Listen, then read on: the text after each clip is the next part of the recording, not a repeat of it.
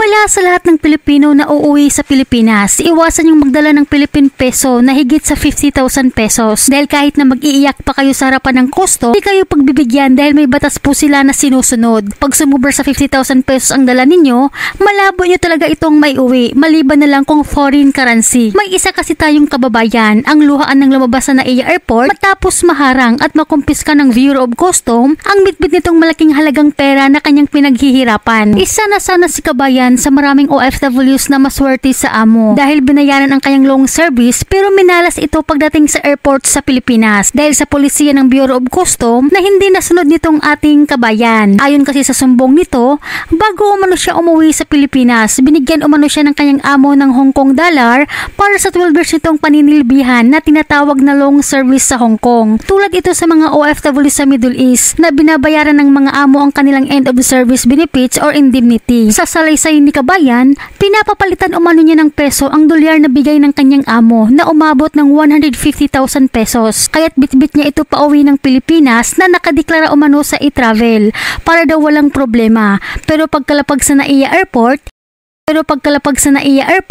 hinarang ito ng Bureau of Custom at kinumpiska ang 100,000 pesos dahil ang pwede lamang daw na iuwi ng isang OFW sa Pilipinas hanggang 50,000 lang pong pwedeng ipasok po sa Pilipinas. Kung sumobra po sa 50,000 yung perang bitbit nyo, malamang confiscate po talaga yan ng ating custom. Kaya't lumabas ito sa airport na grabe ang pagdadalamhati dahil ang pera na kanyang pinaghihirapan at inaasahang gagamitin sa pagtatayo ng negosyo dahil sa magpo-for good na ito ay naglaho lang ng parang bula. Kaya ibinahagi ito ng isa sa mga advocate sa Hong Kong, Brian Kalagi, para magbigay babala sa lahat ng Pilipino na uuwi sa Pilipinas, lalo na sa mga may planong magpapalit ng peso sa bansang pinagmulan na hindi na maulit pa itong nangyari kay kabayan. Ito, awareness po ito sa inyo ha, baka may mga kababayan po tayo, baka biglang magbibit-bit ulit dyan.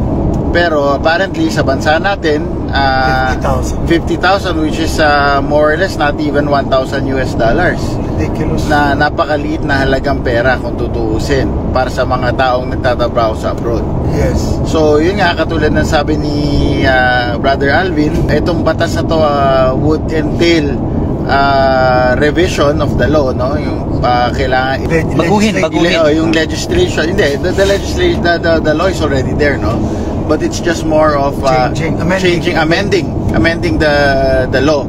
Po yung dapat po nating isipin mga kababayan natin. Alam nyo naman hindi naman po tayo pwede basta-basta magbibigay ng mga ano rito, mga komento rito, baka madali rin ho tayo, which is sumusunod lang din ho kami sa kung ano yung nakasulat po sa batas. Yun nga lang, pagkakamali ni kabayan, ignorance of the law. Excuses no one. There's no excuse. Yes. Diba? Yeah, so tanda mo, walang ang ignorance ng law is not an excuse. Yes, sir. Yes, sir. Tatandaan nyo lahat kabayan.